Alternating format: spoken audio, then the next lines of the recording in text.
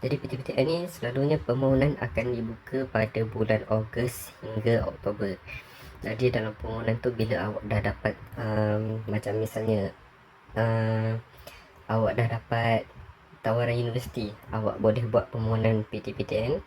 Dan kalau awak tak buat lagi permohonan PTPTN, ada juga permohonan PTPTN yang dibuka dalam tempoh bulan Februari gitu.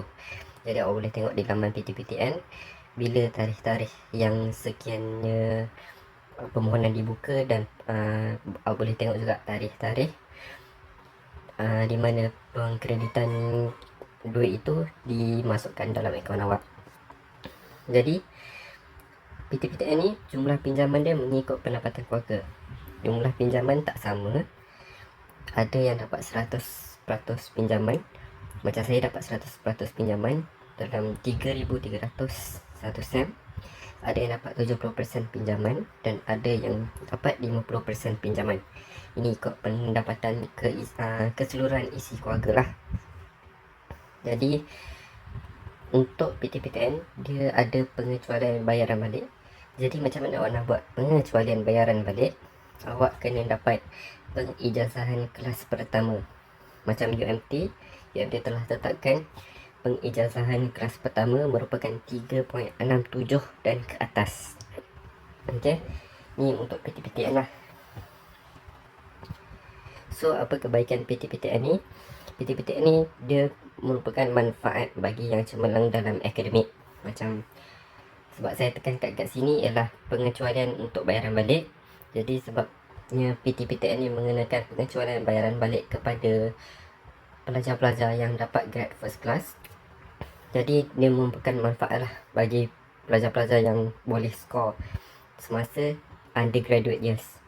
Lepas tu pembayaran yuran ni ditolak auto daripada bank. Maksudnya contoh awak nak bayar yuran semester 2, awak nak bayar yuran semester 3 seterusnya, selalunya yuran akan ditolak terus daripada akaun bank awak, which is awak tak payah bayar secara manual, which is secara jompe tu kepada pihak bendahari UMT.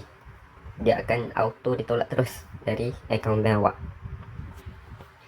Lepas tu kebaikan pinjaman pendidikan PTPTN ni, dia boleh mencipta rekod sikris bagi tujuan long bank. Okey, ini saya nak tekankan kepada bila awak dah grad nanti, awak nak bayar balik PTPTN. Contohlah misalnya awak tak dapat first class, so awak kena bayar balik PTPTN. Jadi setiap hutang yang awak bayar balik tu, awak boleh cipta rekod sikris. Rekod sikris ni apa? Dia memudahkan awak untuk buat satu rekod bank. So bila contoh misalnya awak nak buat loan lagi, awak nak buat loan kereta, awak nak buat loan rumah nanti bila awak dah kerja, so bank boleh tengok pembayaran balik hutang awak, hutang PTPTN awak macam okey. Jadi bank boleh luluskan loan tu dengan cepat. Okey, seterusnya PTPTN ni dia ada kelemahan juga. So kelemahannya ialah pembayaran bunga dikenakan untuk pembayaran balik. Kalau awak biasa dengar PTPTN ada bunga, memang ada bunga lah. Jadi kalau awak tak bayar balik on time dan awak bayar balik lepas after graduate nanti, dia akan ada cas sikit lah. Lepas tu jumlah pinjaman yang tidak mencukupi. Jadi antara JPA, PTPTN dan MARA ni, saya boleh katakan PTPTN ni bagi jumlah pinjamannya agak sikit lah untuk satu semester tu. Jadi contohnya misalnya saya dapat full pun kadang-kadang saya kalau nak belanja ke apa, saya kena keluar duit saya sendiri. Itu saya dapat full. Misal kata orang yang tak dapat full, misalnya ada orang yang dapat 75% daripada pinjaman full atau 50% daripada pinjaman full. Jadi nak makan pun dia kena fikir jugalah, mungkin dia minta duit daripada mak ayah dia ke sebagainya. Jadi itu antara kelemahan untuk PTPTN. Selepas itu dia pelajar atau person yang tak dapat bayar PTPTN ni on time dan dia menangguhkan pembayaran balik PTPTN dia akan disenarai hitam jika tidak melunaskan bayaran pinjaman. Dan kelemahan PTPTN ni dia dibayar ikut semester. JPA pun dibayar ikut semester, tapi MARA dia dibayar ikut bulan-bulan. Jadi bulan-bulan tu awak akan dapat allowance if you ambil MARA. Okay, ini untuk PTPTN lah. Selepas tu saya beralih kepada MARA pula. MARA ni dia akan dibuka pada bulan Julai begitu. Saya rasa sebab saya pun pernah buat permohonan MARA. Lepas tu dia dibuka pada Julai. Maksudnya sebelum awak, contoh kan, kalau awak nak mohon MARA semester 1 awak PTPTN, semester 2 awak PTPTN lagi. Bila awak nak naik semester 3 nanti, baru awak boleh mohon pinjaman MARA ni. Jadi jumlah pinjaman MARA ni sama kadar dia bagi semua pelajar. So kalau awak dapat MARA, tak kira lah latar belakang keluarga awak ni, pendapatan dia macam mana. Pendapatan bersih atas 5,000 ke bawah 5,000, awak akan dapat pinjaman yang sama semua orang. Okay, tak ada macam PTPTN, ada yang 100% dapat pinjaman, ada yang 75% pinjaman atau 50% pinjaman. Lepas tu ETS SP MARA ni dia tak ada pengecualian bayaran balik, tapi dia ada pengurangan bayaran balik pinjaman ikut pointer awak bila awak dah grad nanti. Ini yang saya tahulah. Ada contoh kalau awak dapat 3.5 dan ke atas, 3.5 sehingga for flat tu awak kena bayar balik 15% je. Lepas tu 3.49 dan ke bawah, saya tak ingat berapa, nanti awak boleh tengok range jumlah dia nanti. So ada 15%, 20% dan 25%. Saya bagi contoh lah, saya tulis kat sini. Contoh lah, misalnya pinjaman full awak 40,000 misalnya, 40,000. Jadi awak kena bayar balik 15%. Contoh awak dapat pointer 3.75 misalnya. Jadi awak kena bayar balik 15%. Jadi dah lah 15% ni berapa awak kena bayar. Saya kira dulu lah.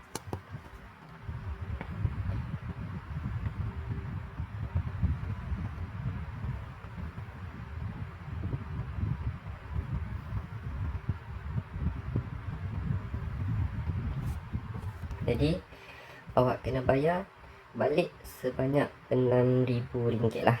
Itu untuk pinjaman MARA. Jadi apa kelebihan jika awak ambil TESP MARA ni? Jadi kebaikannya ialah allowance diberikan setiap bulan, tak macam PTPTN, tak macam JPA. Jadi setiap bulan awak akan dapat allowance awak. Allowance ni tak termasuk dengan pembayaran yuran Dia memang allowance sahaja, allowance secara diri.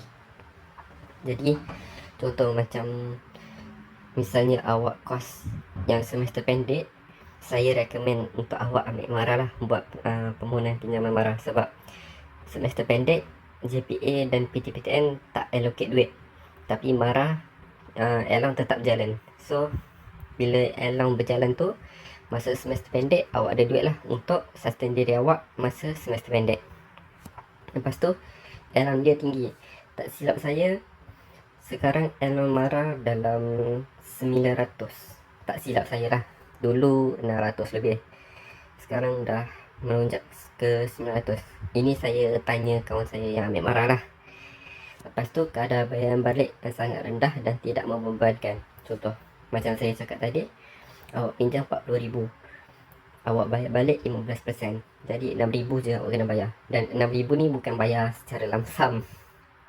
6,000 ni bayar secara ansur-ansuran, bayar ikut bulan-bulanan. Okay. Jadi kelemahan yang ada pada MARA ni, permohonan dia sangat-sangat kompleks. Banyak dokumen yang awak kena settlekan, apa semua. Saya mohon MARA tapi saya tak hantar permohonan sebab masa saya mohon MARA tu saya online. Jadi nak kena dokumen daripada UMT apa semua, saya pun tak ada kat kampus. Jadi saya batalkan hasrat untuk buat pinjaman mara. Permohonan dia sangat kompleks, banyak dokumen yang kena awak settlekan sebelum awak hantar permohonan awak bagi mohon TASP mara. Selepas tu dia tak ada pengecualian bayaran balik. Jika mendapat pengijazahan kelas pertama, awak dapat 3.67 ke atas pun, awak dapat 3.8, mara tak akan bagi pengecualian bayaran balik, tapi dia cuma bagi pengurangan bayaran balik je, macam saya, apa yang saya cakap kat sini. Okay, jadi itu untuk mara. Seterusnya saya pergi kepada yang last sekali, PIDN JPA. PIDN ni merupakan pembiayaan ijazah dalam negara, tak silap saya lah. Jadi ijazah dalam negara dia melibatkan IPTA dan IPTS yang ada dalam negara lah. Jadi untuk yang saya khususkan untuk UMT ni, dia open untuk awak mohon JPA. Jadi JPA ni dibuka pada bulan Februari atau Mac gitu. Jadi contoh misalnya awak semester 1 sekarang dan awak dapat SEM 1, awak dapat 3.86. Jadi awak boleh guna result semester 1 ni untuk awak mohon JPA. Boleh guna. Jadi jumlah pinjaman dia sama kadar bagi semua, tidak mengikut pendapatan keluarga macam PTPTN. Dia dapat, tak silap saya, dalam 4,000 lebih. Memang beza 1,000 lebih dengan PTPTN. Jadi memang kalau awak nak joli ke, memang akan ada duit lah untuk JPA tu, kalau awak pandai manage duit awak. Jadi JPA ada pengecualian bayaran balik jika berjaya mendapat tempat dalam sektor kerajaan. Contoh, awak grad, lepas tu awak mohon JPA, awak merupakan peminjam daripada JPA dan awak dapat kerja di misalnya Jabatan Kimia Negara. Lepas tu maybe awak dapat daripada sektor kerajaan lah. Jadi awak boleh buat pengecualian, permohonan pengecualian bayaran balik untuk JPA awak. Selepas tu dia ada syarat lagi untuk peminjam yang dapat tempat di syarikat GLC macam Felda, Petronas, TNB. Awak boleh buat bayaran balik sebanyak 25% saja. Okay, so macam misalnya awak pinjam 40,000, saya buat 40,000 je lah. Jadi awak bayar balik 25%. Jadi awak dah dapat 25%, awak bayar balik 10,000. Jadi ini jumlah yang awak kena bayar balik. Lepas tu bayaran balik 50% jika awak mendapat tempat dalam syarikat swasta. Contoh, awak dapat tempat di holdings mana-mana ke, syarikat yang tak ada kaitan dengan GLC ataupun kerajaan, awak kena bayar balik 50%. Contoh, kalau 50%, 40,000 darab 50%, awak kena bayar balik RM20,000. Tapi untuk kerajaan ni, saya boleh cakap pengecualian bayaran balik ni, kalau awak dapat tempat di kerajaan, awak kena bekerja dalam tempoh tertentu. Tak silap saya dalam tempoh 2 tahun kot. Sebab saya tak ambil JPA, saya merupakan peminjam PTPTN.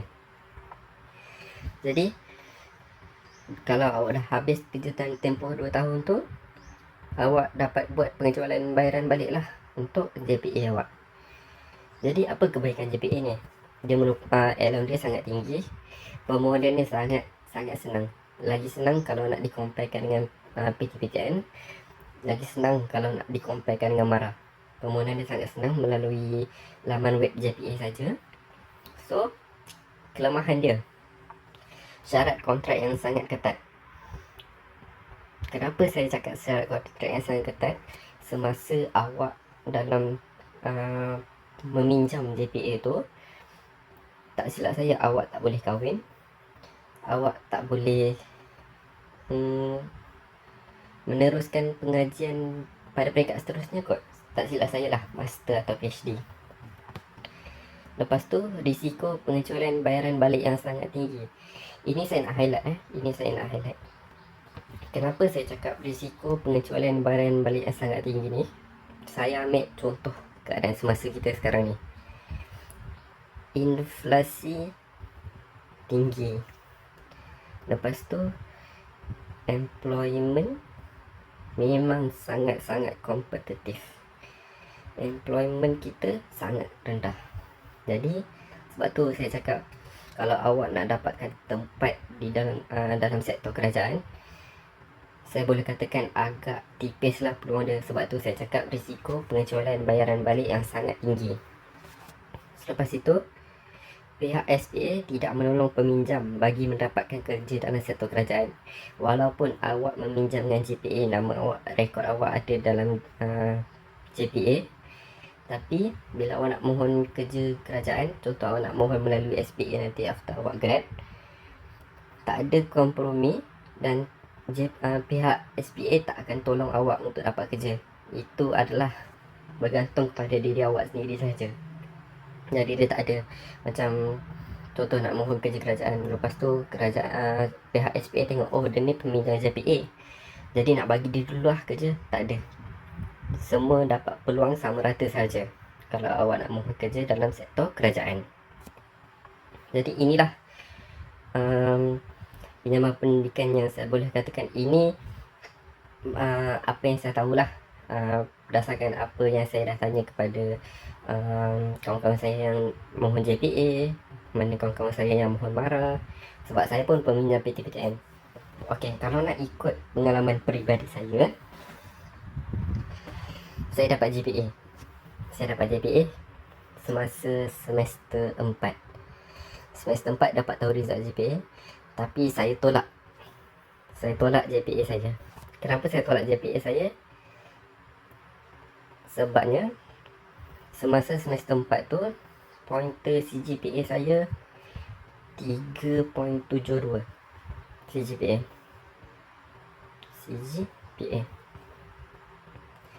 Jadi ini pointer lebih daripada first class dah. Maksudnya dah first class. Jadi saya tinggal lagi semester pendek, semester 5 dan semester 6 untuk saya jalani pengajian saya.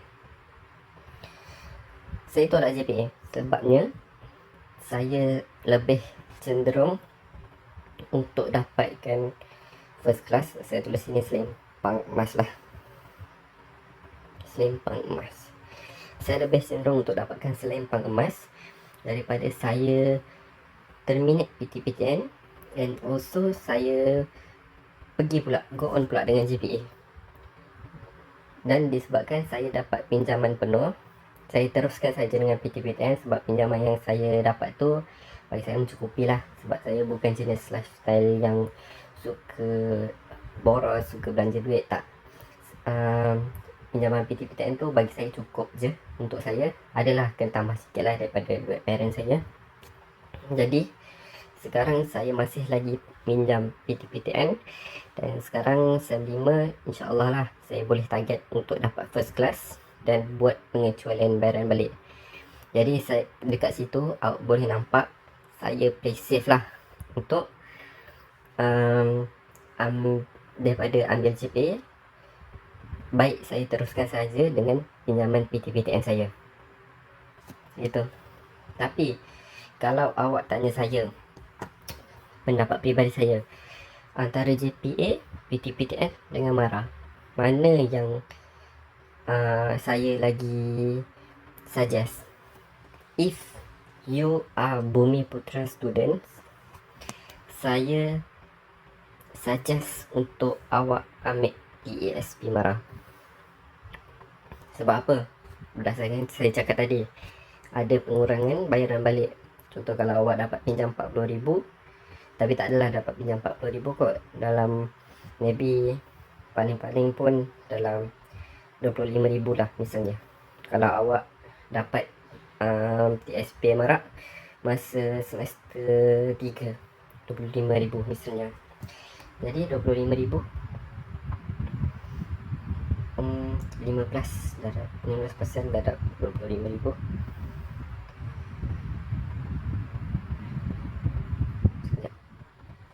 15% darab 25,000, awak kena bayar balik RM 3750 saja. Sikit je 3750 ni, tak sampai berapa tahun pun hutang awak dah habis untuk marah.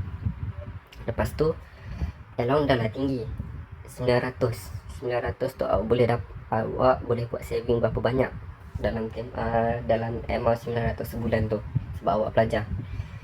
Lepas tu awak boleh juga buat permohonan, sebab permohonan bagi saya permohonan dia kompleks lah, tapi bagi awak saya rasa kurang kompleks sikit, sebab awak dah boleh masuk kampus. Masa saya dulu kompleks sebab saya tak boleh masuk kampus.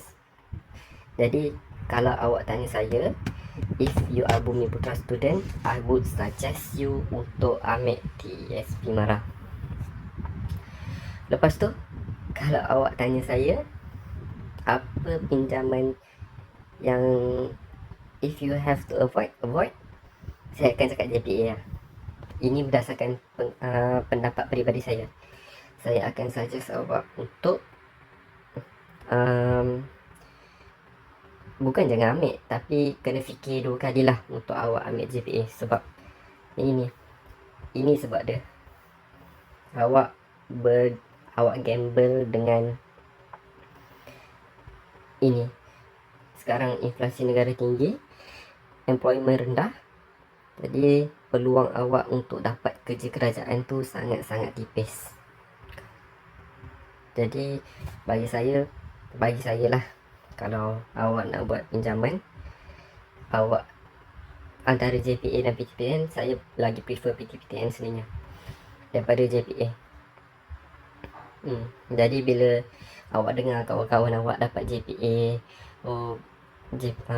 JPA, mungkin awak selalu dengar stereotip yang JPA ni merupakan beasiswa, tapi bagi program ijazah dalam negara, dia bukan beasiswa, dia merupakan pinjaman boleh ubah. Dia akan tukar jadi beasiswa bila awak dapat tempat dalam sektor kerajaan sahaja. Okay, jadi itulah perbandingan antara pinjaman pendidikan PTPTN, TESP Mara dan juga PIDN JPA. Jadi kalau awak ada apa-apa soalan berkenaan ketiga pinjaman ni, awak boleh ajukan dalam Google Form yang saya letak lah dekat channel Telegram tu. Jadi setakat tu je untuk perbandingan antara ketiga pinjaman pendidikan ni. InsyaAllah kalau ada rezeki lagi, saya akan try untuk buat video bagi penjelasan kepada anda semua berkenaan certain topik yang agak hot dan agak kritikal. Okay, jadi terima kasih dan Assalamualaikum.